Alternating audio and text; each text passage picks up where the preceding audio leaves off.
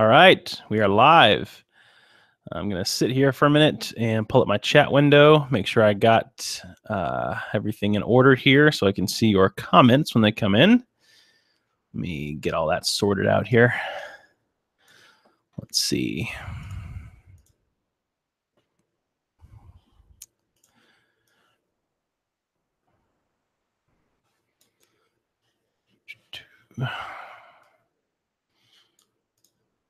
All right.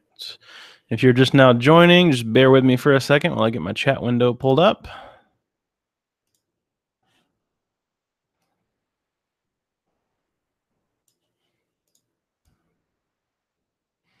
All right. Hello, everybody.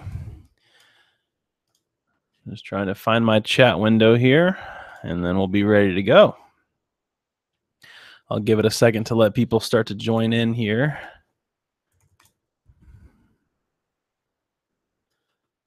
All right, here we go. All right, I think I have my chat pulled up.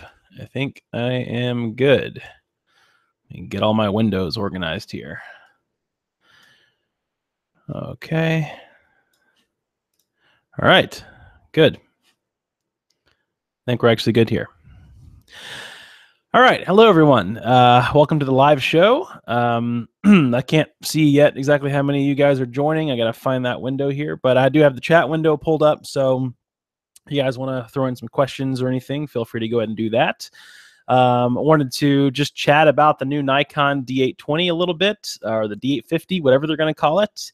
Apparently it's supposed to be at least announced in the next few days here on July 25th, and today is the 20th, so about 5 days is Nikon's 100th anniversary. So that'll be for the D820, and then of course I do have a couple of Disney videos coming up that I think is going to be really good if you guys like Disney World photography, or if you are going to Disney World anytime soon. I've reached out to another YouTuber who I am a big fan of. He has, I think 25 or 30,000 subscribers. He has a lot of followers, and he used to be a Disney PhotoPass photographer, and he's worked for Disney for like all of his life, I think. And I'm gonna have him come on the live show, and we're just gonna chat about all the best spots to take photos in Disney World and all of the various theme parks across the United States, because he's worked at tons of theme parks. So we're gonna talk about theme park photography, which is one of my favorite things to do. So that will be in a couple weeks here. I'm going to have him on the show. It'll be fun. Chad Sifford says mirrorless. I don't think the D820 is going to be mirrorless. I'm almost positive that it's not going to be, but I do think that at the same time they announced the D820, they're probably going to at least give us some kind of a roadmap for where they're going with mirrorless. They might just simply mention it again. They might give us some kind of confirmation that they're coming out with it, you know, in the next year. There will be a full frame Nikon mirrorless. I'm just not sure, but I'm almost positive this Nikon D820 is just going to be a straight up DSLR. And I personally don't think that I'm going to buy it. And I'll tell you why. So I don't think I'm going to buy the D820 because there's kind of two big factors that I look for when cameras come out with that are replacing another one. So I have the Nikon D810, and so obviously I'm going to be looking at the D810 versus the new D820.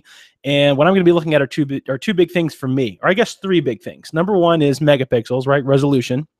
And I'm simply just going to be looking at that for fun, because I don't need any more than 36 megapixels. Would it be nice to have 50 megapixels? Absolutely. But I don't really need any more than the 36. So I'm going to be looking at the resolution. Number two, I'm going to be looking at the ISO, the low ISO. How good is the dynamic range at low ISOs? It would be amazing if the D810 or the D820, I should say, is able to get a lower native ISO, because it already has a native ISO of 64, which is incredible. So if they were able to take it down to a 50 or a 30 as a native ISO without having to be one of the boost modes, low or high, that would be incredible. And then I'm going to be looking at dynamic range. The Nikon D810 has, I believe, not 100% sure, but I'm 99% sure it has 14.8 or 14.9 stops of dynamic range, which is incredible. It's incredible. The D810 is the best dynamic range camera I have personally ever used. And so The reason why I'm thinking I'm probably not going to buy the D820 is because I don't think there's going to be a bump in dynamic range, and I don't think the low ISO is going to get any better. I think they're going to add more megapixels, maybe 46, 50 megapixels, somewhere around there, from what I've seen and heard. And I think that they're going to end up, so bumping the megapixels, giving it the focus system from the D500 or the D5, whatever.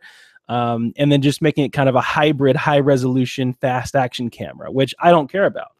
I wish that they would really focus on keeping the D800 series a landscape camera, a landscape commercial, high resolution, amazing camera. And not that the D820 is not going to be amazing, but just for me, I have to gauge, I have to ask myself when it comes out, is it worth it, right? Is it worth it to sell my D810 and pay the difference to grab the D820? And I'm just not so sure if that's going to be the case. So I guess we'll find out on the 25th. But I can tell you that I definitely haven't sold my D810 yet, because everything I just mentioned with the D820, all the features that I've just gone over just now, they're not impressive enough to me to buy it, because if I needed any of those features, I would have just already bought a D500, because I would use my D810 for landscape commercial work, and I would use the D500 for everything fast action. But I don't need a fast action camera. So I think wildlife photographers are probably going to really like it, but I think they're still going to stick with the D500, because they still have that crop factor on the D500 that they can use their big 300, 400, primes on, and it still gets them the crop factor and the extra reach. So, we'll have to wait and see who the target market of this camera is going to be. Chad Sifford says they better do something amazing. Not looking too good for Nikon at this point. Yeah, I agree. They better do something amazing. So we'll just have to wait and see. I am not quite sure, but yeah, I don't know. I'm confused about where Nikon is right now.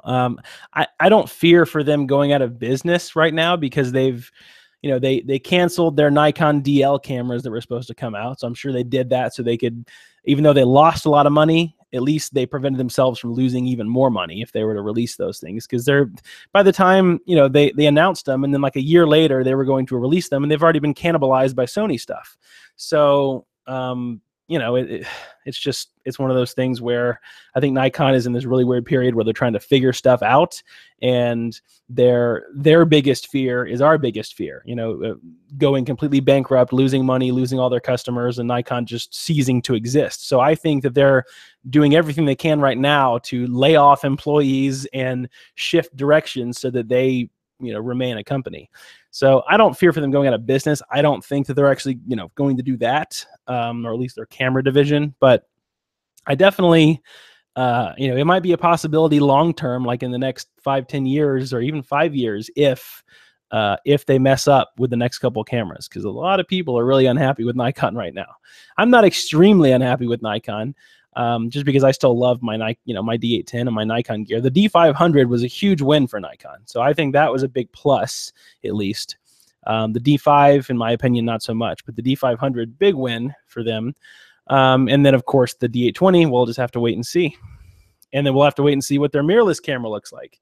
Let's just hope that Nikon isn't looking at, the Sony A7R and all these other full-frame mirrorless cameras, or actually there aren't too many, but any other full-frame mirrorless cameras that are on the market, and they're trying to just see what they did when they first released, and they're just going to kind of match that to just to kind of tiptoe into the market. If Nikon's going to survive as a mirrorless camera company, they're going to have to just take over the market with their first camera. They don't have time to just kind of test the water and kind of slowly get into the mirrorless market. They're going to have to do something really big that's going to turn a lot of heads. Cheers from Portugal. I like your channel. Cool. Thank you very much. By the way, thank you, anyone that's watching. Thank you guys for all the happy birthday messages. I was like overwhelmed. I posted that video just because I'd gotten so many comments of people like getting on to me for using the XT2 for landscape photography. And so that's why I wanted to make that video, that you should just, it doesn't matter. Don't listen to people. Shoot what you want to shoot. And that video has like almost 10,000 views and like 300 comments of people telling me happy birthday. So thank you guys. I didn't expect that. It was awesome.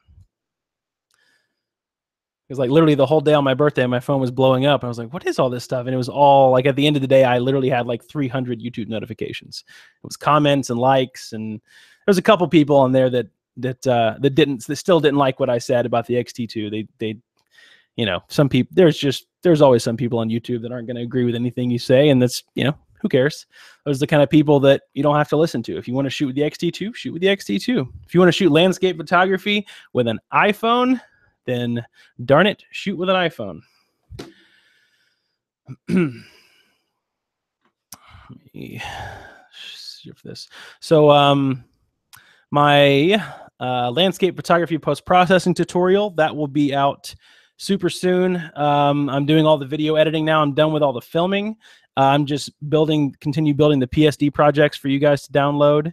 And I'm giving you guys all the raw files that I work with. I have one of the projects open here that I'm just kind of building here. Let me see if I can swap my screen around. See if I can smart enough to figure out how to do this here. Photoshop, we'll do that one and share. All right. So I'm assuming, hopefully you guys are, seeing the Photoshop window. So if you guys can see my Photoshop window right now, this is one of the photos that I work on in the post-processing course that I do a digital blend on. And so here is my luminosity mask folder for my highlights. It's a group with my luminosity mask and my raw files. If I turn that off, you can see those are all my highlights built in there. Let me zoom in and show you the 36 megapixel image from the D820 that you get to download for free.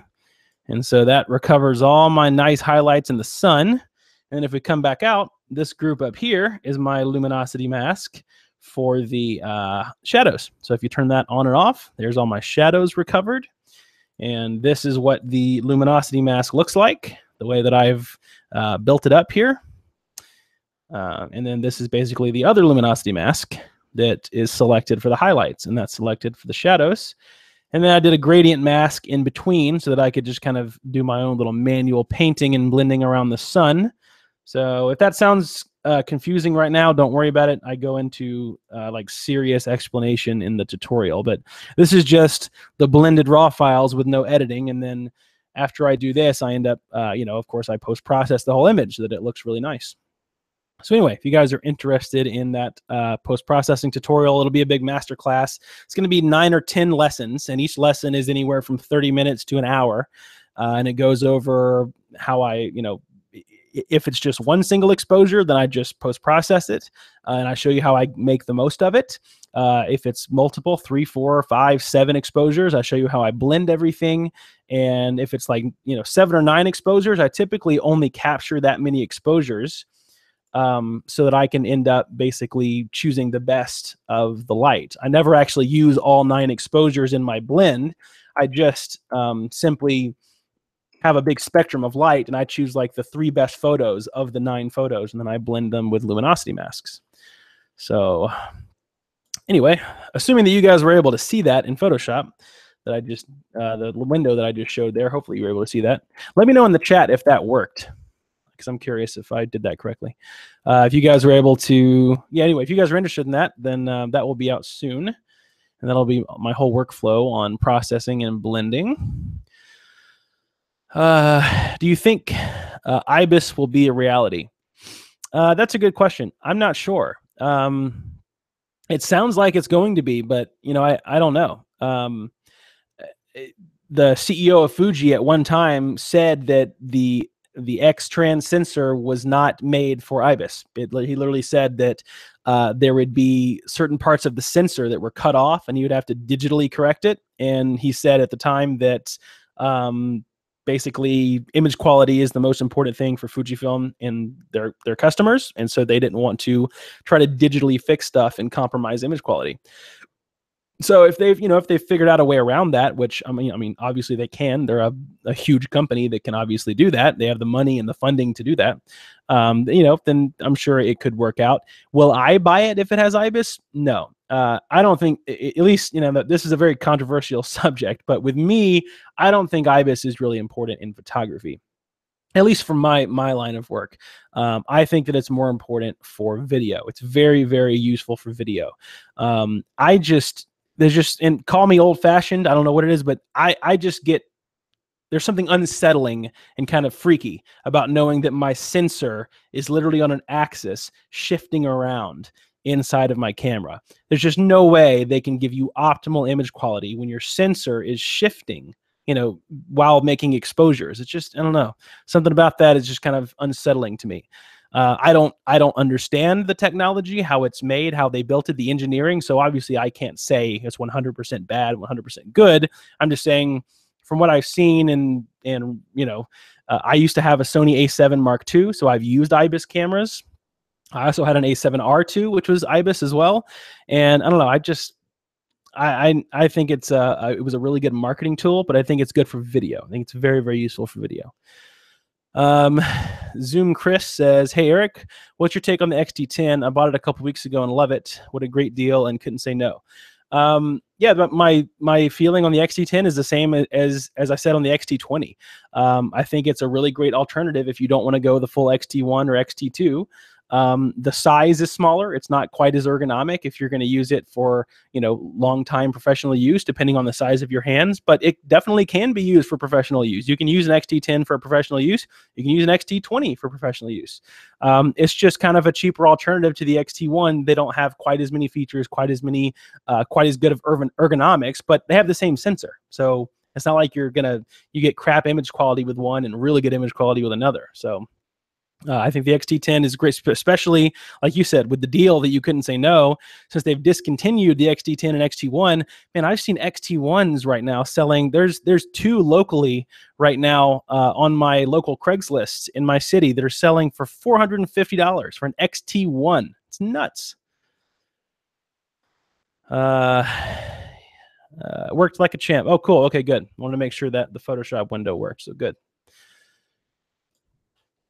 So yeah, you know, as far as the D820, I don't know if I'm going to buy it or not. I'm just waiting to see. But I definitely did not sell my D810 because I'm suspecting that I probably won't buy it because I don't think it's going to be enough of a jump in features specifically for my line of work for landscape photography. I think they're probably going to sell a ton of them, but I don't know if I'm going to buy one, because if it's just from 36 to 46 megapixels and then they just bump the focus and improve the high ISO, you know, that's not good enough for me. 10 megapixel jump and then just giving me more focus points, that's not going to help me in landscape photography. I don't need to focus on a rock any quicker than I already do. Most of the time I do manual focus anyway. So, and the XT2 is already like wicked fast with autofocus. So it's not like I need a faster focusing camera. And like I said, if I did need that, I would have already just bought the Nikon D500. If I needed some kind of, you know, really insane fast action DSLR, I would have just bought the D500 when it came out. So I think they're going to try to make this D500 D810 hybrid camera, and I think it's going to be a great camera. I really do. I just don't think I'm going to be interested in it for landscape photography, because I'm going to be looking at low ISO and dynamic range. That's what I'm keeping my eye on. If adding that big 46 megapixel or 50 megapixel sensor is going to sacrifice on dynamic range and it goes down or something, you know, that's going to be a little disappointing for me. Not that it's, you know, that the D810 is going to take better images. It's, you know, because we have things like filters and we shoot HDR. So I mean, it's not, you know, we can shoot brackets to get all the detail we need, which I do that anyway. But it is so nice just to have that D810 sensor be able to capture insane amounts of light. They put springs in the pixels to stabilize the image. Ergonomics, I got the extra grip, works great. Yeah, they probably do. That's right. That'd be a good way of doing it so that the actual sensor doesn't shift. You got the extra grip, works great. Oh, they make a grip for the XT10? Or are you talking about the actual, not the battery grip, you're talking about the little hand grip? Yeah, I have one of those for my XT1 as well, but then I just ended up getting the battery grip. And another cool little accessory are those little things. I think the company Lensmate makes them. They're these little things that go in the hot shoe, and it runs across the back of your camera, and it kind of loops out. It's a little loop, and it gives your thumb a place to rest. It's actually really nice. So that is a really good ergonomic thing. Let me see if I can find that online real quick so that I can share it in the chat, because I know now a lot of people are probably interested in what I'm talking about. Let's see. Let me find it here. Here we go. I think this is what I'm talking about. I think I bought mine from Amazon, but it looks like this is one from that B&H Photo has. I'll put that in the chat for everybody in case you're interested. This is a brilliant little accessory. It's super cheap too, but it's really nice to have for if you have, if your thumb always kind of figures out, is trying to figure out where to go in your camera, because the Fuji cameras do have teeny tiny little, recessed rubber for your thumb to go on, but mine always slips off of it when my hands get sweaty. So that little loop, is really nice to rest your thumb in if you're carrying it with one hand or you're doing a lot of moving, on your shoot back and forth from subject to subject or something. It's actually really nice, especially when you're walking with your camera in one hand and not just putting it in your bag every time. It just ensures that you're not going to drop it. Your thumb never slips off of anything. It's the third-party one, just a handle grip. Yeah, okay, cool. So I know what you're talking about. There's no Fuji or third-party battery grip for the XT10. Exactly. That's why I was confused. I thought you were saying you had the battery grip for the XT10. I thought my world was changing in front of me, because I was under the impression that the XT10 and XT20 do not have grips, which is a big reason why I didn't buy the XT20, by the way, because mirrorless cameras in general need as much battery juice as they can get. So the fact that I can use the XT2 specifically with 3 batteries, 1 in the camera and 2 in the grip, is beautiful. Oh, by the way, if you guys are interested, I've been getting a lot more questions about filters, camera filters. If you guys are interested in what filters I use the Format High-Tech Firecrest line.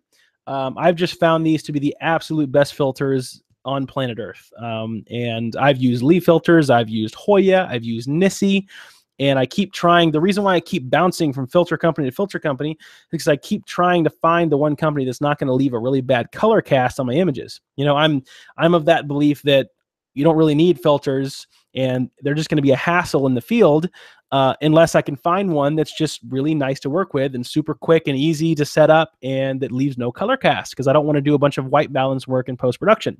So the Format High-Tech stuff is really beautiful. And if you guys do want to buy any, when I reached out to them and told them that I would be doing a review on their stuff, by the way, I bought these with my own money, but when I reached out to them and I told them I'd be doing a review, they did send me the little holder kit, and they gave me a discount code for you guys. So if you guys do want to buy anything, I think it saves you 10%. So that's in the description of this video. I think the code is like emarks10 or something like that. But what's nice is most of the other filter companies have resin filters, and these are glass. So the Format High-Tech stuff is real actual glass filters. And this is the this filter here. Let me open it for you. This is their 13 stop, I believe. ND filter, and this is the one, either this one or the 16 stop is the one I'm going to use when I shoot the solar eclipse. So this thing is just completely blacked out, and that's a solid filter right there. It's not resin at all. It's pure glass. It's beautifully constructed. It's just super nice. So that's their 13 stop, and then I also have a 10 stop and a 16 stop. So I need to do a video soon where I stack those and get like some 40 stop long exposure. It'd be like a 30-minute exposure or something if I did that in low light. So I'm probably going to do that at some point, just so I can let you guys download the raw file and see how that looks. Because even I'm curious as to how that would look.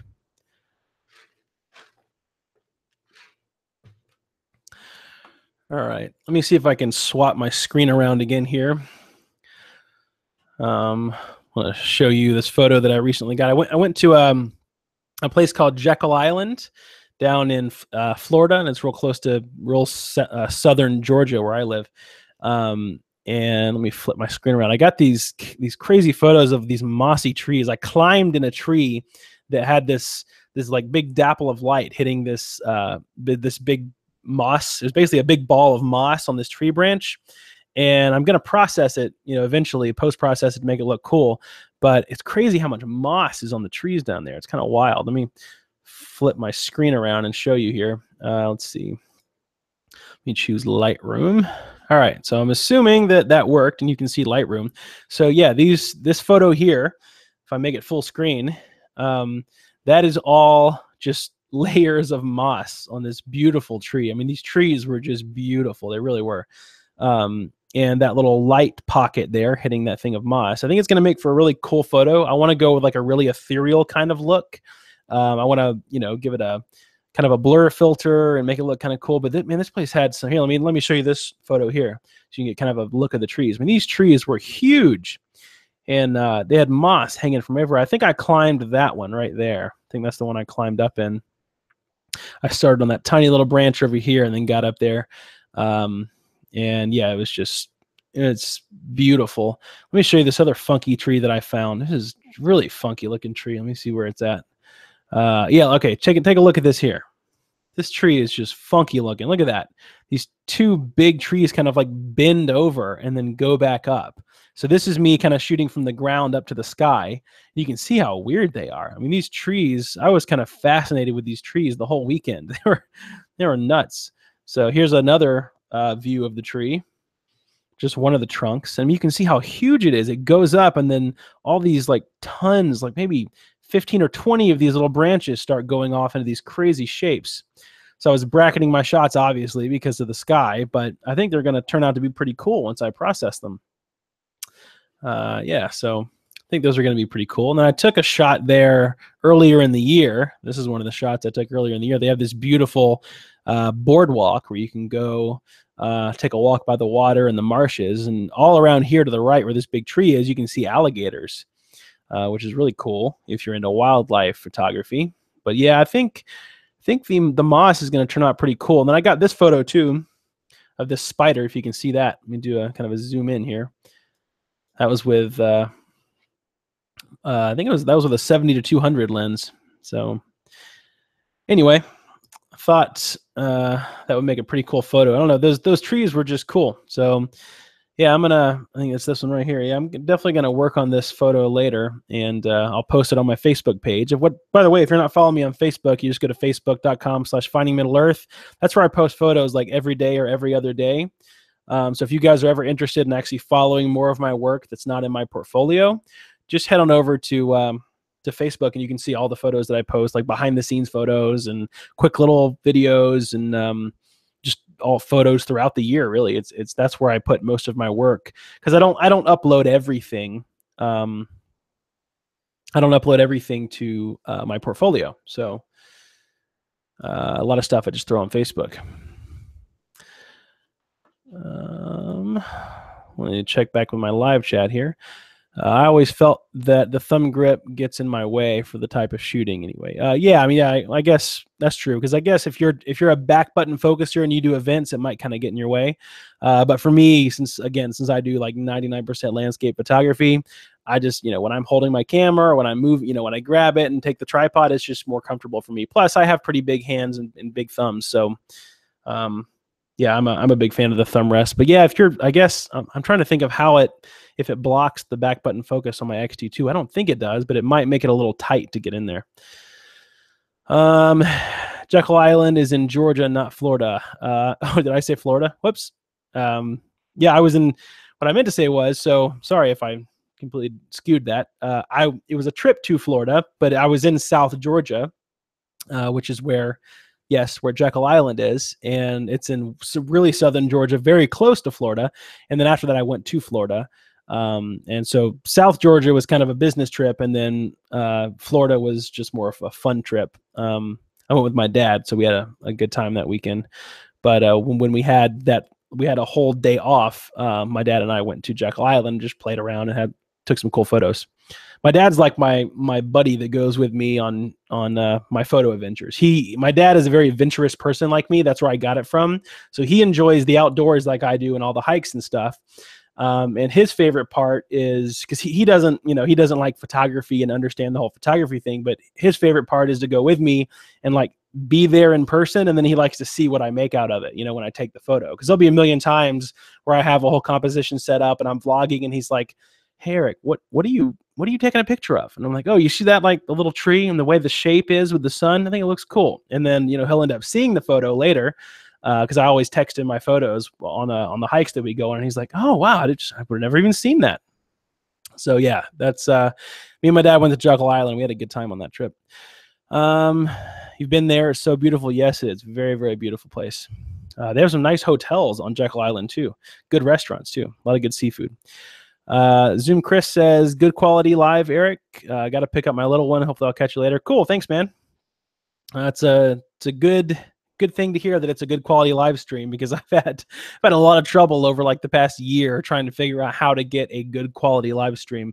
I tried so many third-party softwares to try, trying to be fancy with the live stream stuff. I tried open broadcast software. I tried a Wirecast back when it was a version earlier than it is now. And for some reason, every time I try to use some kind of third-party streamer or third-party encoder, I should say, things just get terrible. It's like blurry and I lose connection. I don't know why. But every time I use the native Google Hangouts through YouTube here, everything's silky smooth. So maybe that's on purpose, because YouTube wants you to use their own stuff. I know that's how Facebook is. My gosh, I hate how Facebook's algorithm, like anytime that I want to share a YouTube video that I did on Facebook, and I post a YouTube link, I think there's like a siren that goes off at Facebook headquarters and like, whoa, whoa, whoa, someone shared a YouTube video. Make sure that that does not get seen by anybody. So yeah, I think that's part of the reason why my YouTube videos never get seen on Facebook unless I literally upload the actual video file. Mark Puckett, what's up, man? Photo Video Show says, got to have a beefy machine or external encoder. Yeah, and that's the thing I do. I have an iMac 5K with 32 gigs of RAM and a 4 gig graphics card. So I don't know what was up. I don't know why. And I remember talking to you about this too. I think you said you tried to use Open Broadcaster or something, and you had some. You try the app called Game Show. Okay. So Mark, do you use Google Hangouts still, or do you use Game Show or Wirecast or whatever? Because I would like to eventually get to where I can, smoothly switch between screens, like screen share, and do, show you other screens very smoothly without having to go into the Hangouts window and do all this stuff. Because when I was using Open Broadcast software, they let you.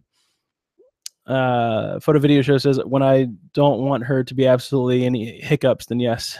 I want there to be yeah. So I don't know. I guess I haven't figured out the right recipe then for the Open Broadcast stuff for the third-party softwares, because every time that I use Google Hangouts, everything goes perfectly fine. I don't have any hiccups.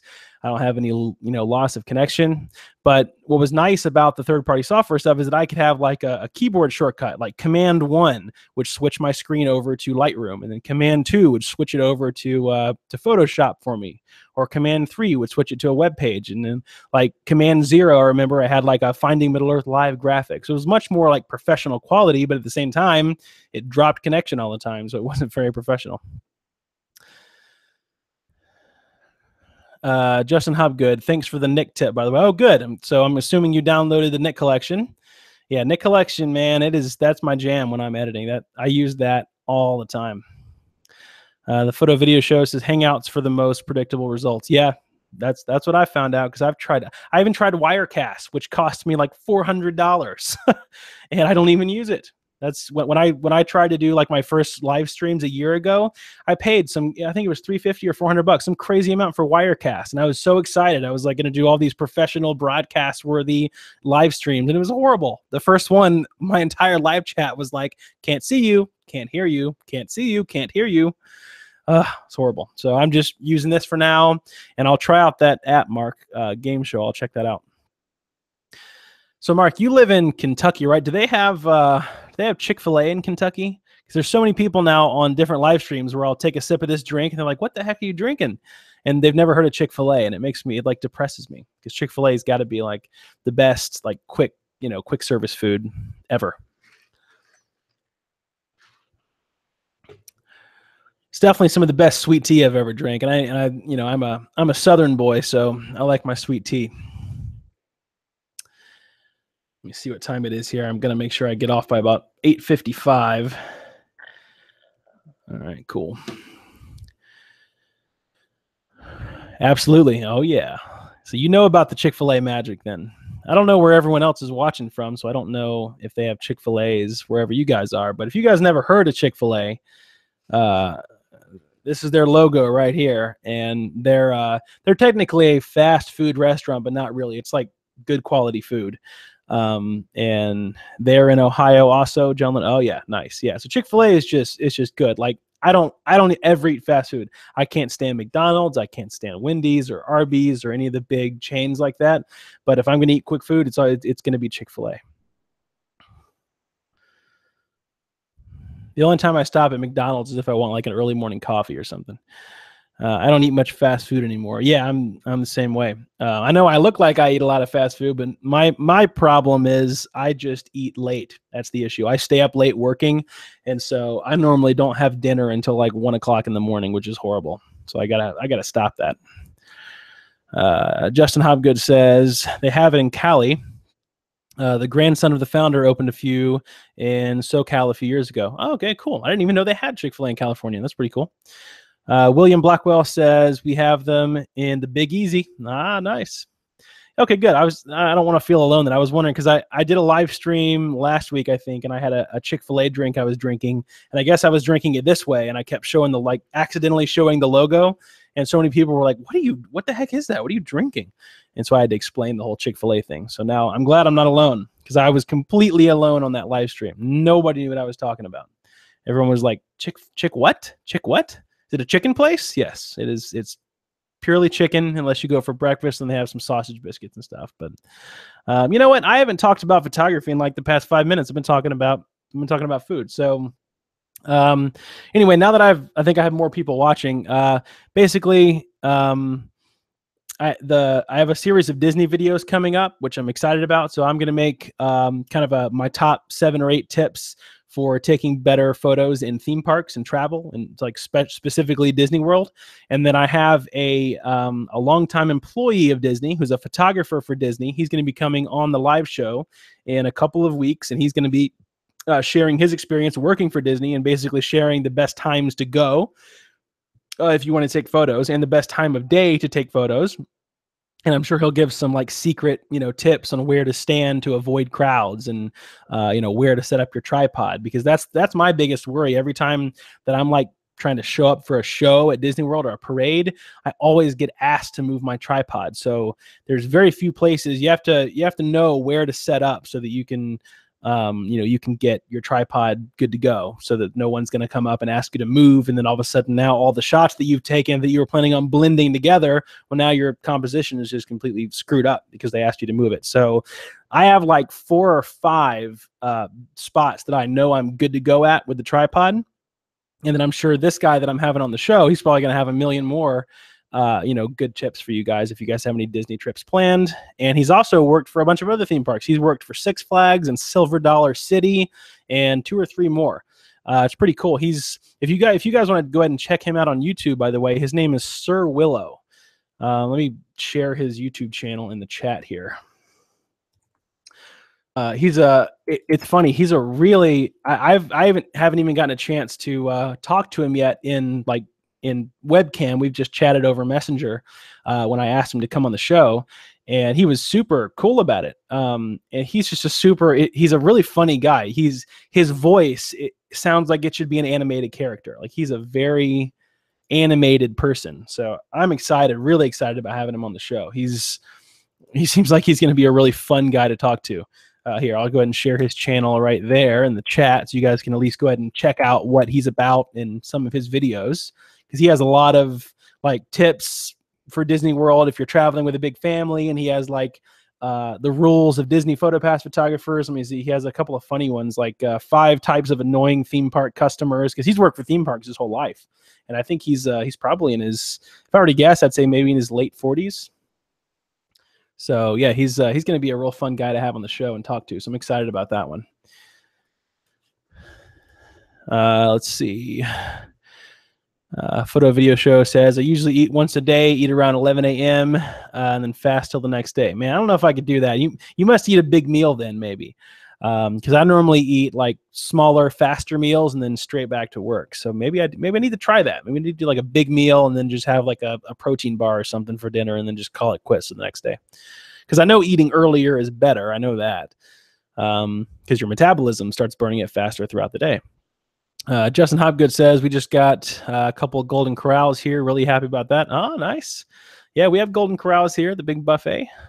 Justin Hobgood, any updates on the class? Sorry, I tuned in late. Are you talking about the post-processing class, Justin, I'm assuming?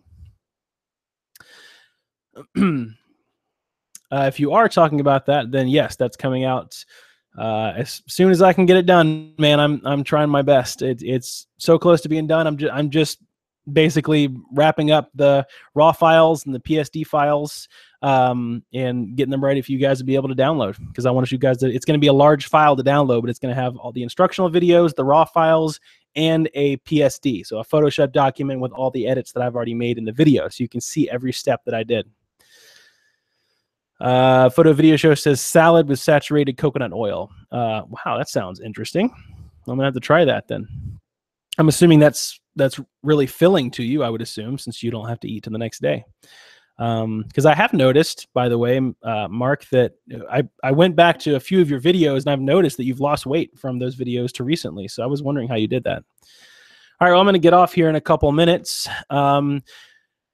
Justin Hobgood, were you here on the stream when I showed the one of the files that I was going to be working on in the class? Because I showed, like, kind of briefly one of the PSDs that I was building. So if not, I'll switch back around to that real quick. Take a sip of my Chick-fil-A sweet tea here. You weren't. Okay, no big deal. Let me swap this back around. Photo video show says, yep, filling. Yeah, okay, cool. So it must be really filling. Okay, well, I'm going to have to try that. Salad with saturated coconut oil. Never had that. I've had salad, never had the coconut oil. So I will try that. Let me flip this screen around, and I'll show you this, Justin, and whoever else was not here. Let me share my Photoshop screen. Okay, cool. So here's one of the photos that I'm going to be editing for the class. And this is just the blend portion. It's not actually, you know, edited, or there's no contrast or color. This is just the blend. So this is kind of what we started with right here, which is a really dark foreground and a really blown out background, as you can see. And then I have my luminosity mask group right here. So luminosity mask for the highlights. So if you open up this group, here's my underexposed image attached to the luminosity mask. And then I have a luminosity mask here attached to the shadows. So basically you turn this off and you can see there's my highlights coming back in. So all my beautiful highlights and my sun. Let me zoom in on that. You can see a little better. I'll zoom in further. So you can see right here, that's without the luminosity mask, and that's with it. So boom, all my sun, the sun ball and the sun star is nice and detailed now. You can see the clouds. And then here's my luminosity mask up here for the shadows. And if I turn that off and on, you can see there's my shadows that start to come in. So that's kind of my starting point. This really flat but very evenly exposure now. It's a very even exposure blend, but it's very flat. So that's what I start with then to start processing this. Now I do things like my contrast and my color separation, vibrance, dynamic contrast, all that kind of stuff. Intensify the light a little bit, work on the separate color channels. If you go over here to the channels, you can work on the reds, the greens, start to bring all that out. I cover all this in my class, so if I'm talking too fast, don't worry. In the class, I like elongate all of it, so I do a very thorough explanation. But this is my luminosity mask. This is what it looks like for the highlights, and this is what it looks like for the shadows. So everything in white is selected. You can see even the trees, even the tiny little branches are completely selected as part of the luminosity mask. So it's a magic way to work. And that's that. So, all right, well, you guys send in your last questions here. I'm going to get off in about the next 2 minutes. So I have a phone call to hop on here at 9 o'clock. So in about 2 minutes, I'll be getting off the stream. So just fire away on your last minute questions. Justin Hobgood says, was that taken with the X-T2, and how big would you feel comfortable printing that? No, that one was taken with the Nikon D820. Most of these in the class were taken with either the D810 or my old Canon 1DS Mark III, because those were my two main landscape cameras for the longest time. I think I might have one Fuji X-T2 file in this class. I just haven't owned the Fuji X-T2 long enough to to really get like a 5-star stunning portfolio shot. So that's why I've handpicked my best photos for this class that you see on my portfolio, so that you can really see how I edited them. I don't want to give you guys this big class and get you excited about blending and then have the end result be looking at one of my crappy photos. I want you to see all my best work. So that's why I'm giving you the raw files. You'll be able to see what camera it was taken with and all that. But that one was taken with the D810 and the 16-35 lens. And I just bracketed, I think, 7 shots on that one, and I just picked the best 3. Let's see here. Let me pull up my live chat again. There we go. Okay, cool. Yeah, so if you guys have any other last minute questions, fire away. I'm 1 minute away from having to make this phone call, so I knew it was going to be a little bit of a shorter stream tonight. So anyway, thank you guys so much for watching the stream. As always, if you guys have any questions, I'll post this video up for watching, so you can leave them in the comments there. And I will see you guys in the next one. Take care, everybody.